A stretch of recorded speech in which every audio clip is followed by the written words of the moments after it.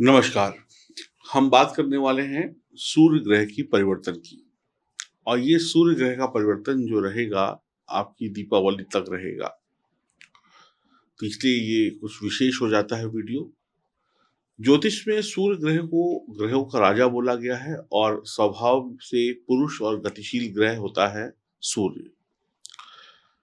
सूर्य हमें दिखाता है कि कैसे हमें पंक्चुअल रहना है, क्योंकि यानी कि समय का पाबंद रहना है, क्योंकि सूर्य समय से उगता है और समय से डूबता है। सूर्य के अंदर आलस नहीं है, वो एक भी सेकंड लेट नहीं होता है। सूर्य इस समय तुला राशि में जाने वाले हैं और तुला राशि सूर्य की नीच राशि होती है। जब सूर्य जो है वो सरकार है। सूर्य का मजबूत होना प्रत्येक व्यक्ति को, प्रत्येक राशि वाले को भाग्यशाली बनाता है। अब तुला राशि यानी अपनी नीच राशि में जब सूर्य जाएंगे तो क्या प्रभाव देंगे? सूर्य को पिता भी कहते हैं। सूर्य जो है वो आपके जीवन में प्रकाश लेकर आते हैं। सूर्य का तुला राशि में गोचर धन कमाने की गति को धीमे कर सकता है, क्योंकि ये इनकी नीच राशि है। और नीच राशि में जब सूर्य जाएंगे तो हो सकता है कुछ राशि वालों के आत्मविश्वास में भी कमी हो। सूर्य जब तुला राशि में जाएंगे तो कुछ लोगों के मनोबल में भी कमी लेकर आएंगे। सूर्य जब तुला राशि में जाएंगे तो कुछ लोगों को परेशानियां ज्यादा हो सकती हैं।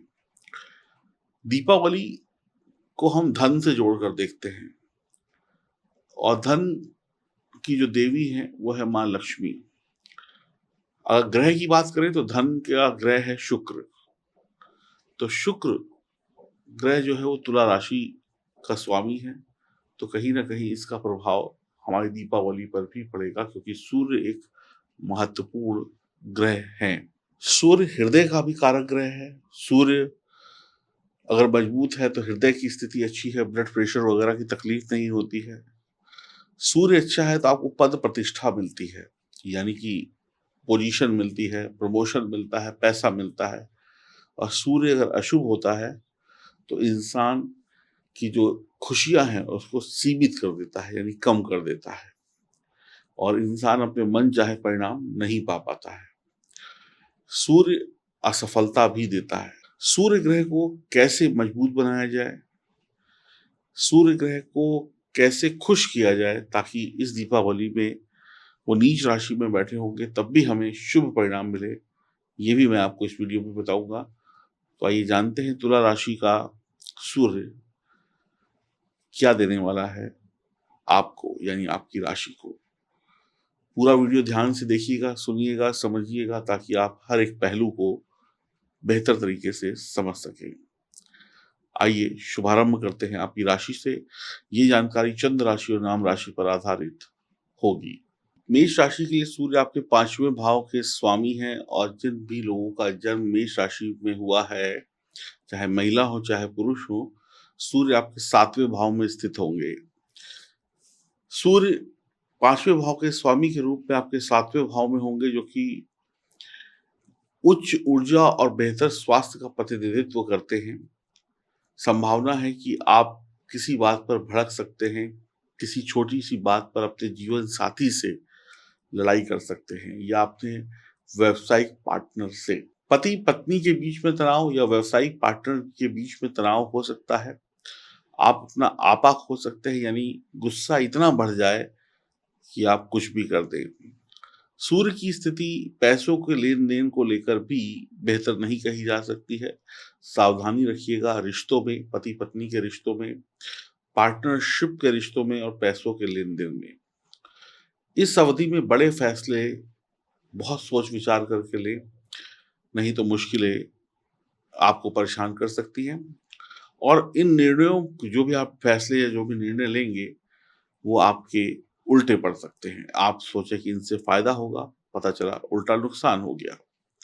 सूर्य का तुला राशि में गोचर मेष राशि वालों के लिए नौकरी में अच्छी तरक्की मिलने के आसार कम कर रहा है। कहीं ना कहीं नौकरी में जो आप प्रमोशन की सोच कर बैठे थे ये हो जाएगा, वो हो जाएगा, उस पे कमी आएगी। बॉस और सहकर्मियों के बीच में समस्याएँ पैदा हो सकती हैं, मनमुटाव पैदा हो सकता है। बॉस और आपके बीच में कुछ तना-तनी हो सकती है। साथ ही साथ व्यापार में ग्राहकों से कुछ तना-तनी हो सकती है, या आप व्यापारी हैं तो आपका माल या ऑर्डर जहाँ से आता है, जहाँ से सप्लाई होती है, वहाँ से कुछ गड़बड़ हो सकती है, या व्यापार में अनचाही यात्राएँ हो सकती हैं। संभव है कि नौकरी और व्यापार दोनों से जुड़े लोगों को कुछ मुश्किलें आएँगी, या मन मुताबिक रिजल्ट नहीं मिलेंगे। आपके द्वारा जो किए जा रहे प्रयास हैं, उसकी कोई सराहना नहीं होगी, आपकी कोशिशें फेल होती हुई नज़र आएँगी और आप निराश होंगे। बच्चों के साथ भी ऐसा ही कुछ हो सकता है, जो पढ़ाई-लिखाई कर रहे हैं।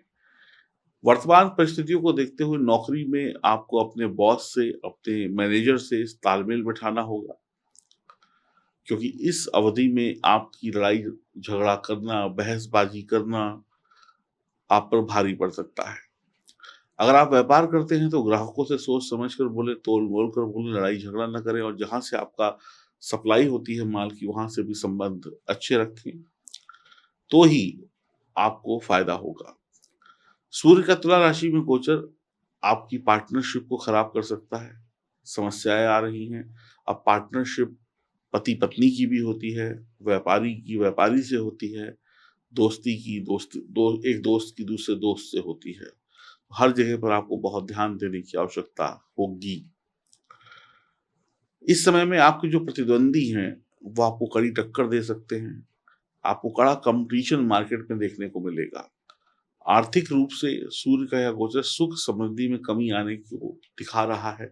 ऐसे में आपका जो धन जमा करने की सोच थी कि मैं पैसा बहुत ज़्यादा जोड़ पाऊँगा या जोड़ पाऊँगी, वो थोड़ा-सा मुश्किल होता हुआ दिखाई पड़ रहा है। इस दौरान कुछ चीज़ों में आपको लाभ भी होगा, तो उतना ही खर्चा भी हो जाएगा। कुल मिलाकर खाया-पिया और उड़ाया, बचाया वाला शब्द नहीं आएगा। बच्चों की सेहत को लेकर भी आपको सावधान रहना चाहिए। दीपावली आ रही है, दीपावली में पटाखे वगैरह, बम वगैरह छूटते हैं। ध्यान रखिएगा कोई दुर्घटना ना घट जाए।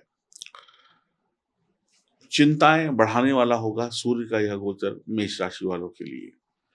अगर आप लंबे समय के लिए कोई इन्वेस्टमेंट करने की सोच रहे हैं, तो सोच समझ कर करें, शॉर्ट टर्म भी सोच समझ कर करें। रिलेशनशिप में बात की जाए तो आप लोग बहुत सँभल कर रहें रिश्तों में।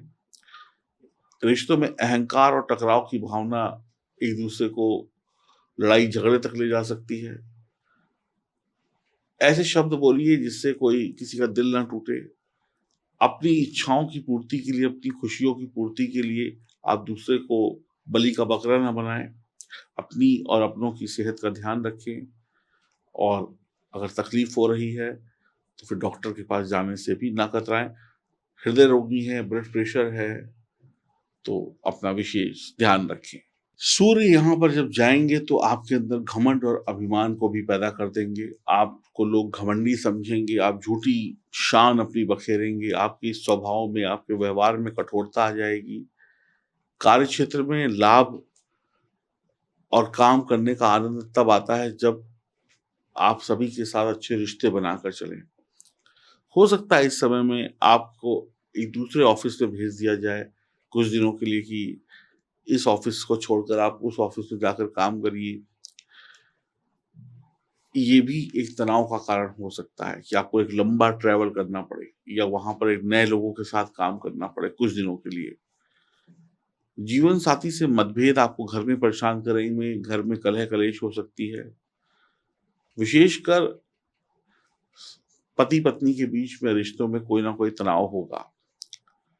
यहाँ पर कई बार ऐसा भी देखा गया है कि जिनकी शादी नई-नई होती है, अभी 2-3 महीने हुए हैं या नई-नई शादी हुई है, तो पति-पत्नी आपस में खुले नहीं होते हैं, और ये गोचर आ गया इस तरीके का, तो एक-दूसरे से बात नहीं करते हैं, शर्मीलापन होता है।